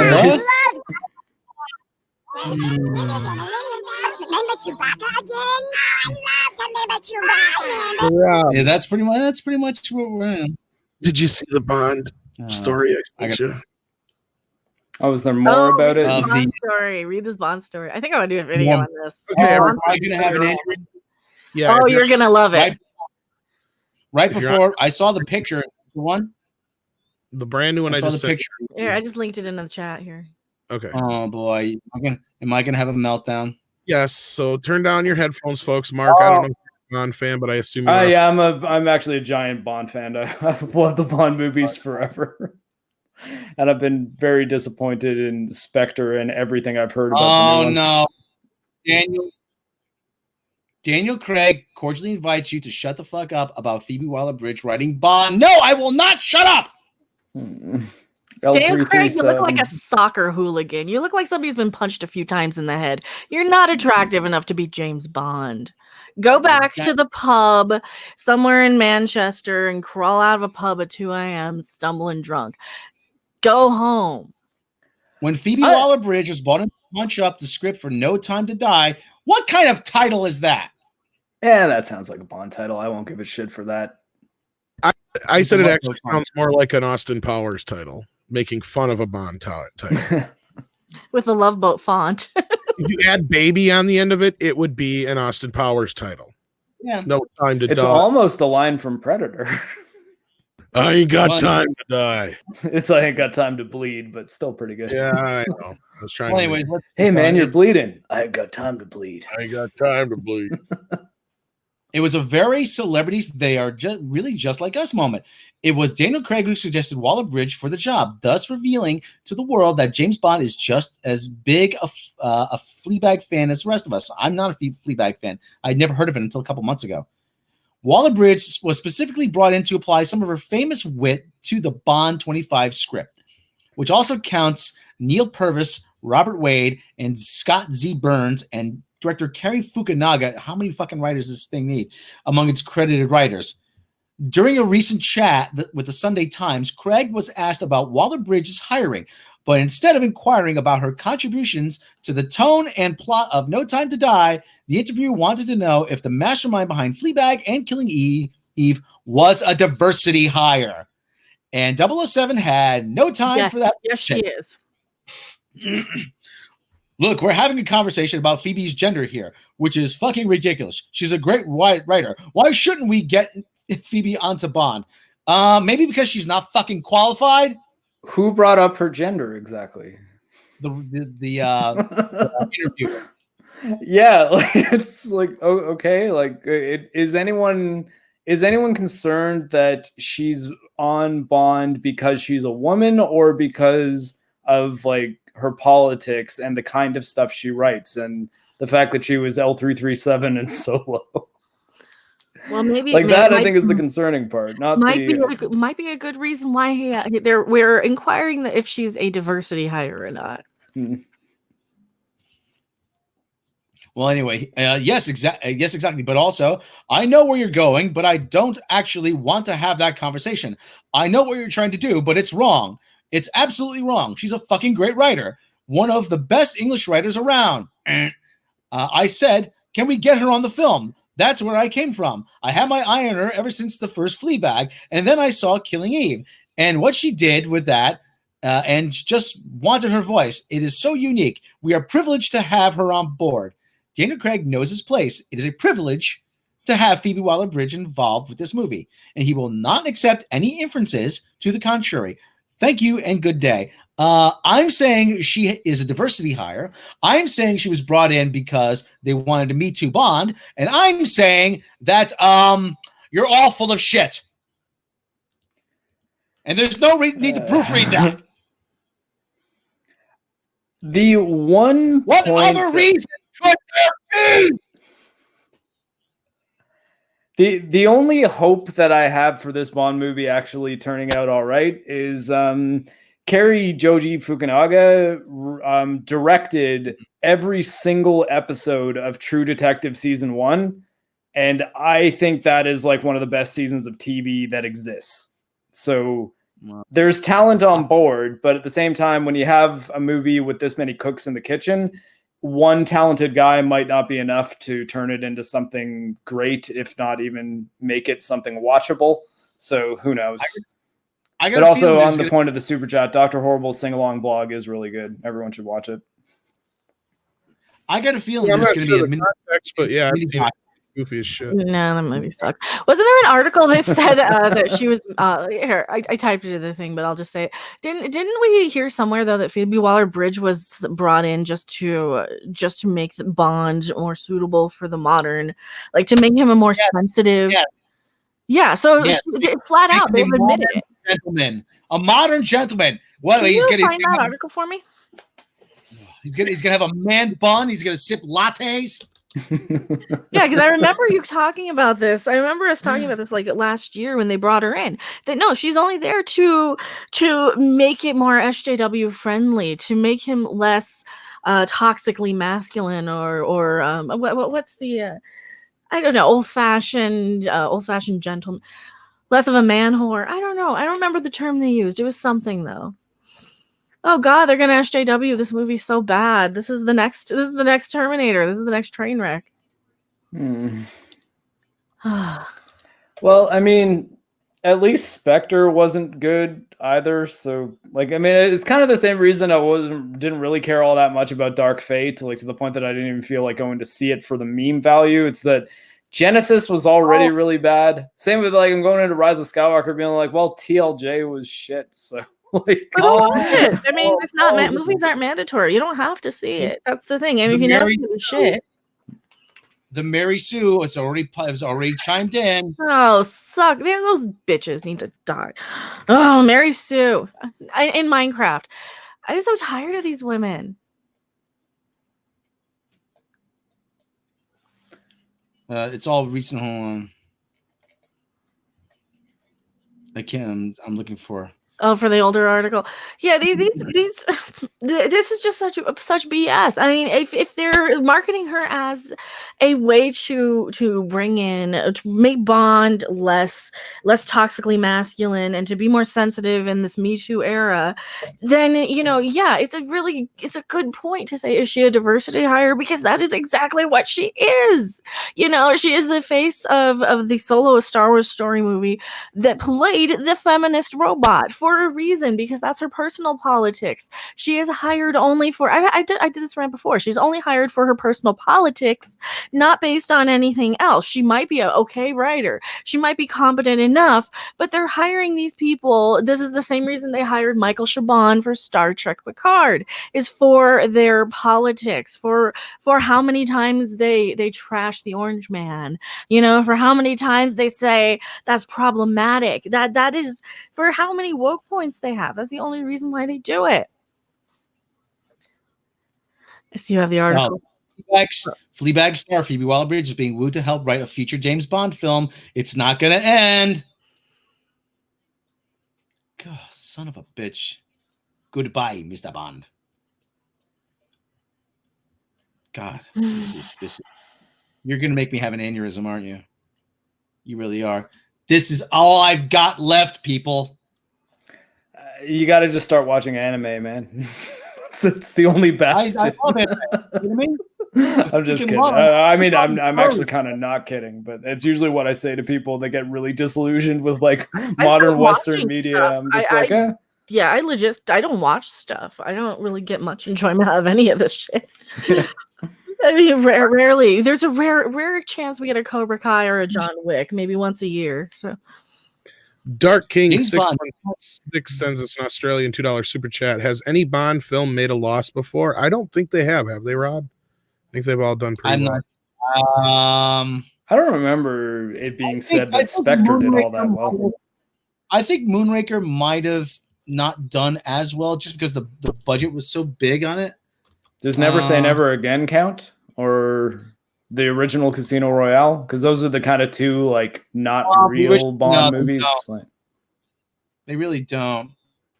What film has lost money? Well, now IMDb bought out fucking Box Office Mojo, and they suck. So it's really difficult to.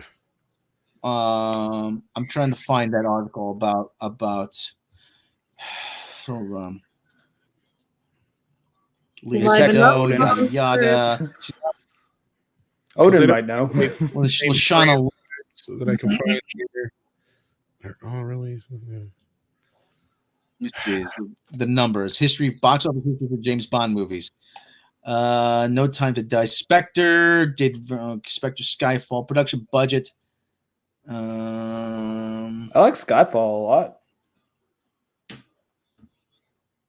And Casino Royale. You see, the thing is, didn't like Quantum of Solace though. Quantum of Solace was okay. Here we go. It's Vanity Fair HW. Phoebe Waller-Bridge wants to change how the James Bond franchise treats women. Oh boy. From May 31st. This is why people are asking him, was she just a diversity hire to SJW up the script in so many words? Because she flat out says she is. And we've heard it in articles. Moonraker made $210 million on a $31 million budget. I mean, but that's 1979 though. I mean, For Your Eyes Only, $28 million budget, made $195. I mean, yeah, the box office ticks were a lot lower. I mean, yeah, it's also adjusted for inflation. Money was worth more. That's why I hate that they screwed up Box Office Mojo, because you used to be able to go in and go through inflation and all that kind of shit. Now you can't do shit. Anyway, yeah, got this other story here though, Rob. Sorry we couldn't exactly answer that. But I don't think any of them lost any major dough. Maybe one or two in the 80s. I don't know. Well, what happened? Giants got the ball back? Giants got the ball back. Shit. I mean, we don't care about sports ball.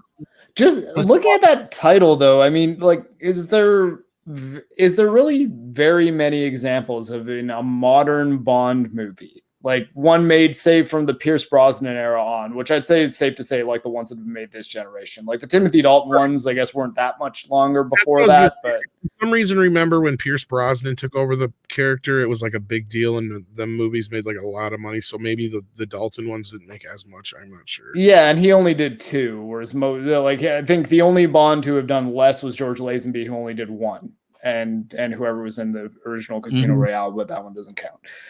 But what I mean is, like, Casino Royale was sorry. The original Casino Royale was a Charles Feldman film. It was not an official Bond movie. That was because Charles Feldman had the rights and he had to do something with them. So he just made a spoof. That has absolutely nothing to do with Bond.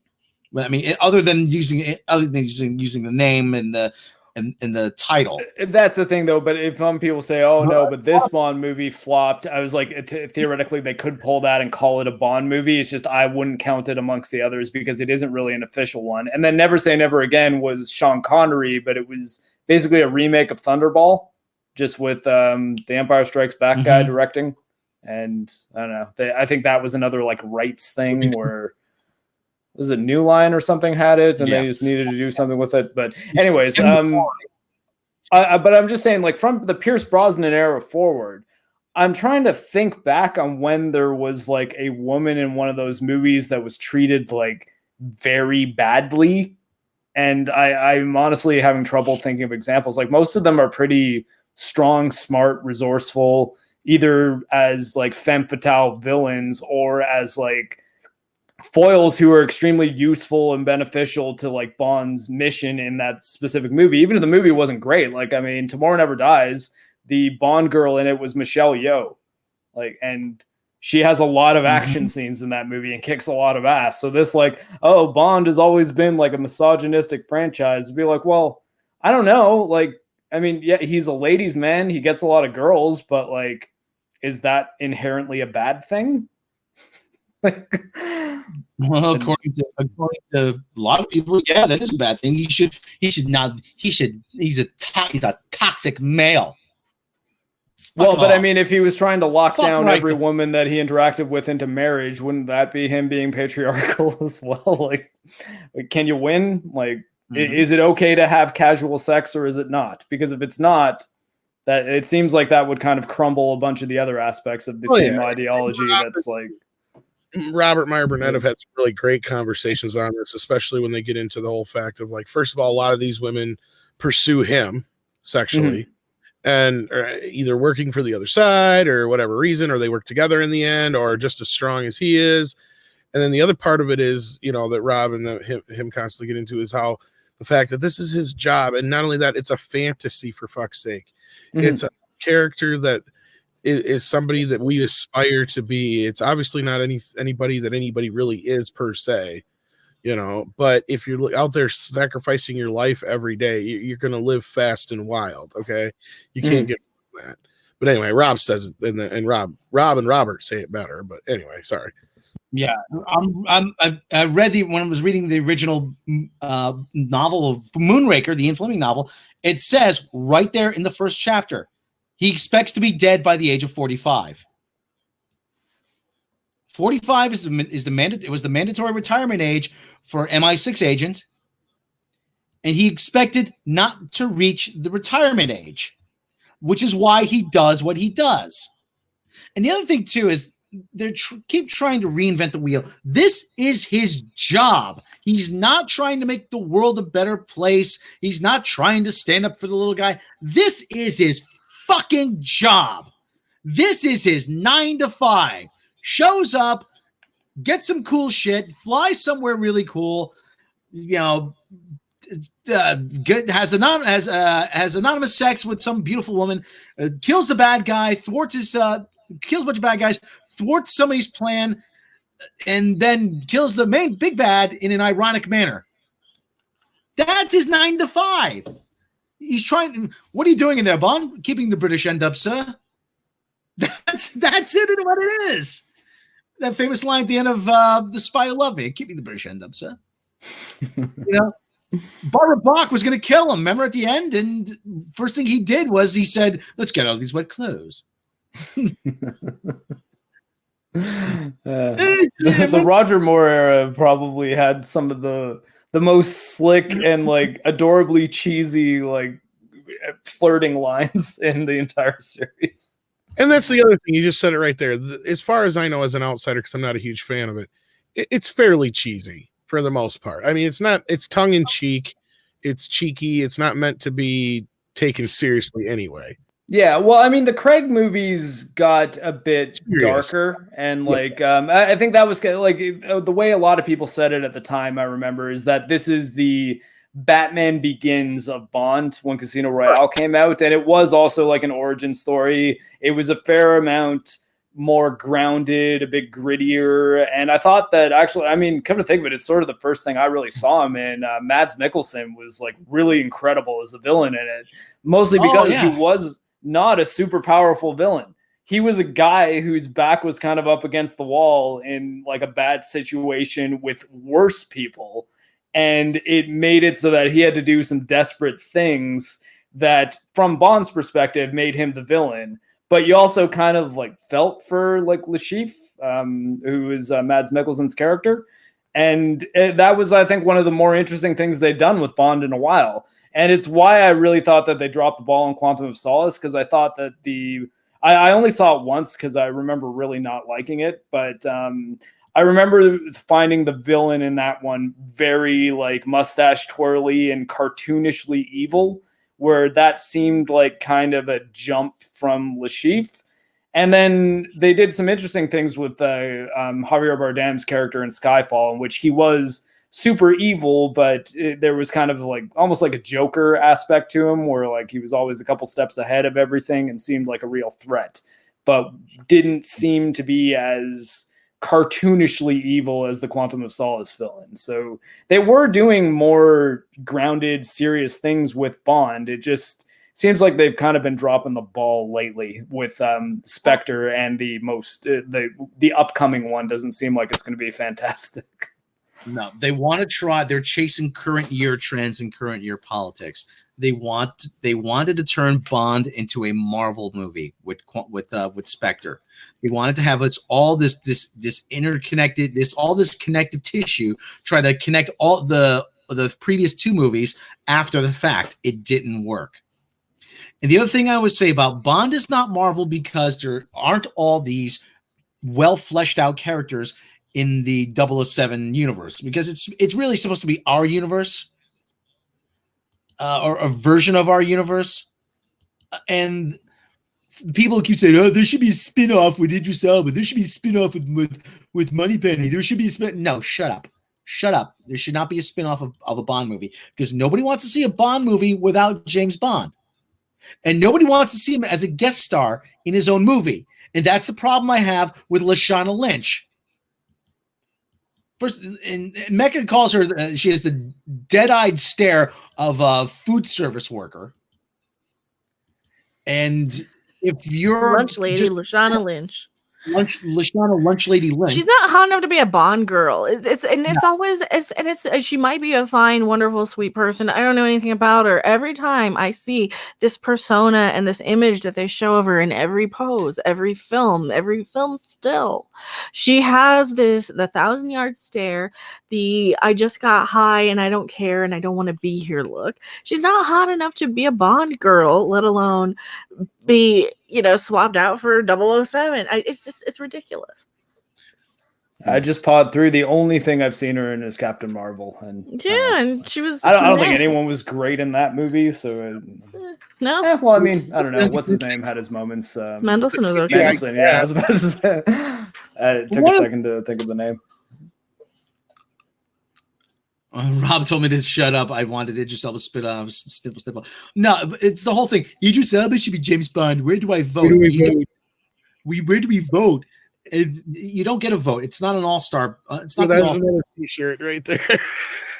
Well, I mean, Idris Elba seems to be the like default, like, let's make this cool character black suggestion. And Yes, like, because a lot of white people don't know who black actors are. yeah, and I mean Idris That's Elba's it. cool. He was fantastic in The Wire, and I don't know, like Luther was a really good show too. Like Idris Elba's great, but yeah. I think that it's almost unfair to him for people to be like, oh, let's have him be a new version of this character who's already popular. When I think that if they want to give Idris Elba like a starring vehicle, why can't Idris Elba have something that John Wick was for Keanu Reeves? Totally original character, brand new. Maybe he had some inspiration for even characters Reeves has played in the past, but ultimately there was not a series of John Wick comics. John Wick wasn't a long-standing series of movies that Keanu Reeves took over. It's a new thing, and we can have other new things. We don't need to shoehorn people into iconic roles because we can't think of new ideas, right? Like, well, then the iconic ones make more money, hands down. John Wick's first film in the box office didn't do nearly as well as Iron Man. Plus, it's easier for people to say, "Well, Idris Elba should be James Bond." But I'll tell you why. I'll tell you the other thing, and this is people are going to disagree with me about this, and this is going to be rather upsetting for people. Some people are going to be angry for when I say this. Idris Elba is not a big star. I am sorry. I'm sorry to inform people of this. He is not a big star. Okay. Take a look at the movies he has selected. It is not anyone's fault except maybe him or his agent, as we always point out too, right? Right, Tom? Yeah, we think his agent hates him. Yeah, I guess his biggest movies were Pacific Rim and Dark Tower, which were upstarts that didn't go anywhere. And I just saw in the chat the new Fast and Furious one that he was in. Yeah, Hobbs and Shaw. And yeah, that might be one of the only things he can stick to that might work for him because he's got the ensemble shit. Yeah, and he's not even the star of that. He's not even the star. No, he's the villain. The most successful movies he's in, he is not the star. And a lot of movies he's in have bombed. Star Trek Beyond bombed. Freaking I forgot he was in that. Everybody forgot he was. And he's the main villain too. I forgot a whole lot of that movie though. To be fair, I remember it ending with a decent Beastie Boys song, but one that really didn't have any place in the context they used it. But Dark Tower bomb. MacGruber, he was in MacGruber, the SNL movie MacGruber. No, people go to him because they don't want to sound racist and they want to say, "Oh, Idris Elba should play." It's a meme. They don't actually even know who he is half the time. The problem with him is he's a good character actor. He's not a star. No. He's like sooner or later your character actors can become stars, like your Daniel Day-Lewis's and all that kind of shit. Mm-hmm. But that's few and far between. And how many movies does he do? You know what I mean? He got to the point he put himself in that kind of position. Obviously, that's kind of what he, and he downplays, being in the Marvel movies and shit like that. But it's like, dude, I mean, you've been able to touch all these other franchises. Just be happy where you're at. You're the character actor. You're never going to be this big star. You've missed your boat. Okay. Yeah. The window is closing. It's rapidly closing on him ever being a major Hollywood action star. I think he could do it. He could do it if he does a low budget action movie that everyone thinks is going to be like a flash in the pan that no one sees, but ends up being a cult hit that then spawns the franchise. Well, like I said, like John Wick is usually the easiest example for me to use because no one cared about John Wick when the first trailers for it came out, and now they're talking about John Wick 4 and 5. So yeah, you're not wrong there, but that's a flash in the pan, shot dark kind of thing. Wild Man Beyond says, "What about Clive Owen?" I'm like, Clive Owen was offered the role of James Bond, but he turned it down. He would have been great. A little old now for it, yeah. But in the Daniel Craig casting era is when Clive Owen was talking about it, and I think he would have been awesome. Yeah, I like him as an actor, and I'm not a big Bond fan, but I like Clive Owen. Yeah. But the other thing too is, like I said, and this is, you're probably going to agree with this, Mark. James Bond's biggest problem isn't the fact that he's not a toxic male. It's not the Me Too movement, even though they're using as that's all just excuses. That's all excuses. James Bond's biggest problem, and the thing that's been dragging the series down, is Austin Powers. I mean, there's a fair argument there. That it's hard once you have as ubiquitous a spoof version of a character as Austin Powers was to Bond, and how often people associate the tropes of a Bond movie with the spoof tropes in Austin Powers. It can get tough to separate the two. Although I think that might just be people like from our generation, because I'm not sure that like kids that were in high school right now have ever even seen an Austin Powers movie. Like the last one was like almost 20 years ago. But also, like to what I was saying earlier, though, is that the franchise kind of became a parody of itself anyway. Yeah. You got women called a lot of vagina and all that kind of stuff, you know. And a lot of vagina was Austin Powers. Pussy Galore was James Bond. What I'm saying is when you have a movie like Pussy, you know, or a character like Pussy Galore, which is basically the same fucking thing. Yeah. You know, I mean, it's really tough to differentiate between a parody and what the actual thing is, and that's where I think, you know, when you said like the whole Daniel Craig thing, that's where they had to go dark. They had to. They had a choice at that point. I don't know, Rob.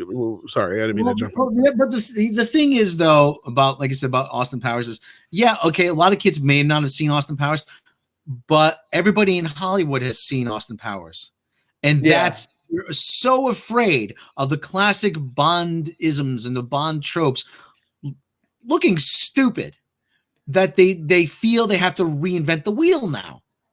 That's sorry, finish. And I keep saying no. That's you don't need to turn into the skid. Another thing is, I don't know. Are you a fan of Archer? Yeah. I actually have a couple Archer clips in some of my videos. Archer, I love Archer.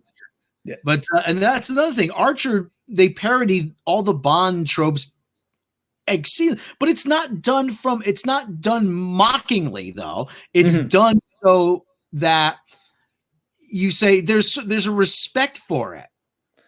Yeah, everything that makes Archer cool are the cool aspects of Bond tropes that are brought into at least the first few seasons, because they started branched off and they're now like parodying other things. Like it's less a spy show now, is more just an adventure show. But you're right, Archer does do a fantastic job of that. Although the thing I was going to bring up is, as far like you even almost kind of touched on it with the whole turning into the skid thing. At least the original Kingsman movie, I think, did that wonderfully. Like it basically was as old school a Bond movie as you can get, but done with a lot of like modern movie style and like really interesting action cinematography and choreography. And it was gleeful with how ridiculous it was. And it worked, I thought. I mean, the second one I don't think was as successful, but I think it might have been because they tried to make it a bit too complicated. But no. So I think though that Kingsman that proved that a traditional Bond style movie can still work if the writers and if the crew is willing to have fun with that stuff instead of be ashamed of it. Ronan Blade's Jason Bourne also changed Bond, and that's too bad because you know I read those. I read the first two Bourne books, Bourne Identity and Bourne Supremacy. And I hate being that guy, but they're a hell of a lot better than the movies. Oh, really? I like the first three movies. Well, I'm gonna go back to this comment. They're different. Right. I've not read the books, so I can comment there. Sorry. Bond is a product of his time. He doesn't really belong in the modern era. He is supposed to be a relic of the Cold War. Now that brings me back. Remember, Rob, I asked this of most Bond fans, so I'll ask it of you too, Mark. How would you feel if after the Daniel Craig business is done, if they were to turn around and actually take Bond back to the 60s year on out, do it a period thing, and then just as time goes on, recast the character, but keep it set in the 60s. Then you can have fun with the fact that it's in the 60s with all the cool gadgets and stuff like that, and play more into the to the idea of that he is a relic of that time. I mean, Rob's been kind of on that, and a few other people have been, whatever. So I'm curious what your thoughts on that. No, I quite like that idea, because also I think that it would be interesting to see what the 60s version of futuristic tech would look like through the lens of like modern special effects and like even things like sets and paints and models and things like that, if they do go more practical with it. But I think a lot of the more crazy sets and props in the old Bond films looked silly because they were movies made in like the 1960s.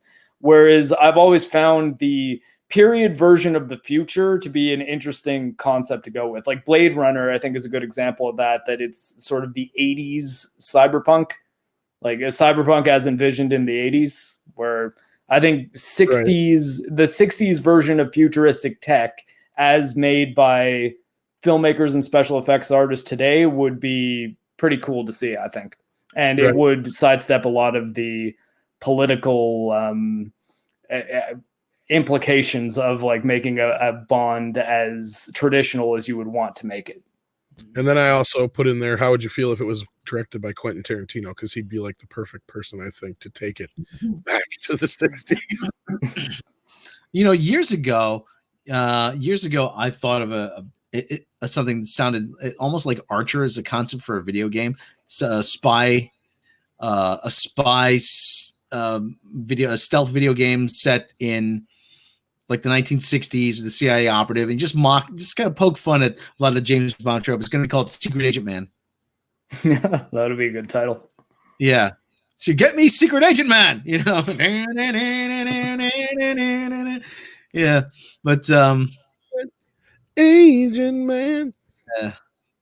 Well, there was a series of shooters called No One Lives Forever. It was about a female spy that were actually quite good and sort of similar in tone to that. Well, they weren't stealth games though; it was more a shooter. Yeah. Well, sadly, those Warner Brothers doesn't know if they own they literally don't know if they own the rights to it. They said there's a contract somewhere, but they don't know where it is, and they're not going to because Night Dive Studios, they specialize in remastering old PC games. They were supposed to. They were trying to get the rights, but the rights fell into dispute, and nobody knows who owns it. And so Warner Brothers will not let anybody work on it. Yeah, it's always weird when stuff like that happens. I wonder if I played any of Night Dive stuff. Call of Cthulhu. Sorry, but yeah, no, I think that anytime games fall into limbo, it's always kind of a weird thing because it's so much work that's done on them, and then sometimes when they do come out, they feel like they're games from like whenever they started development, and people are like, oh, this game's like really bad. Oh yeah, and actually someone in the chat just mentioned Counter Spy. I was actually thinking about bringing that game up. It was an indie game, probably came out about 6 or 7 years ago, but a really kind of cool third person, almost like shooting gallery type game that had a bunch of like little mini games. It was very short, like you could get through it in like 2 hours or so, but I remember having a decent time playing that on my PlayStation Vita. Yeah, there is actually a fan patch of somebody fan patched No One Lives Forever.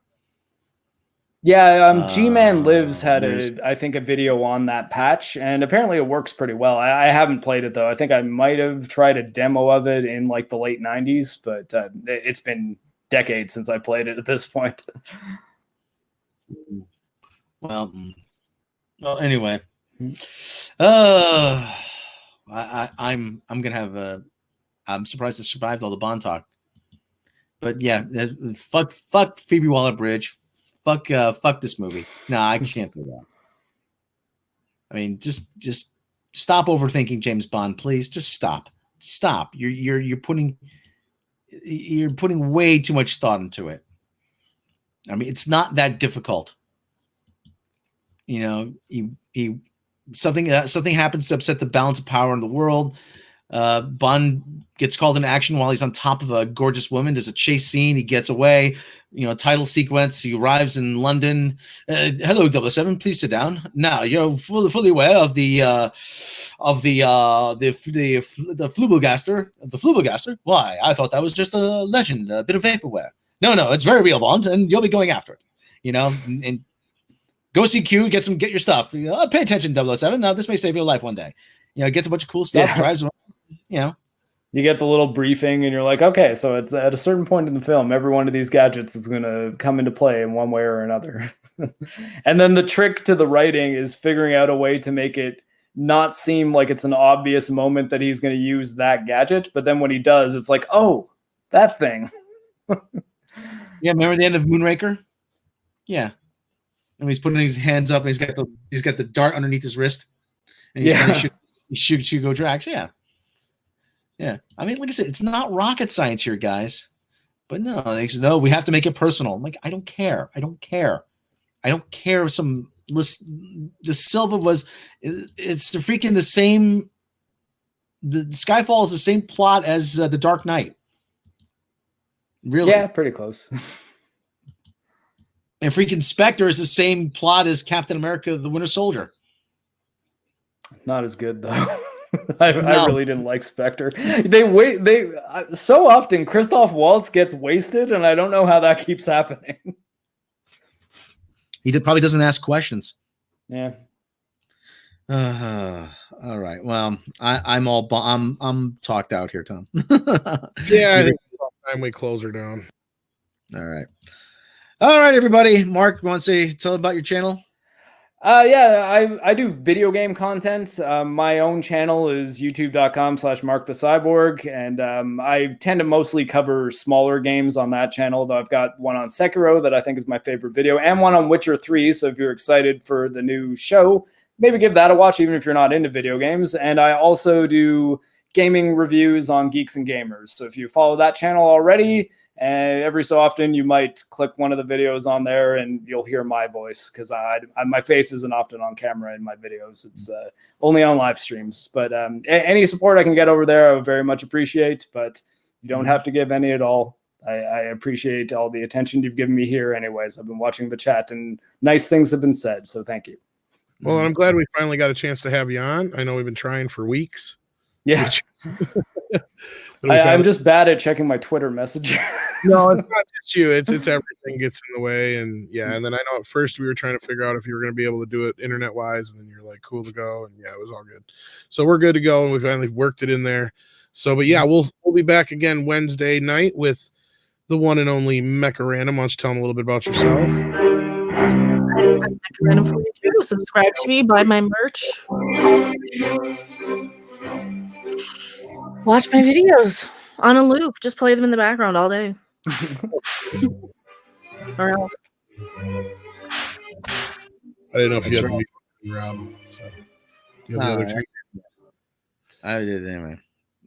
All right, everybody. You know where to find us. Like, subscribe here. Like, subscribe to the main channel. Ring the bell icon. Make sure you're still subscribed. Everybody, thank you for joining us. And we will catch you next time.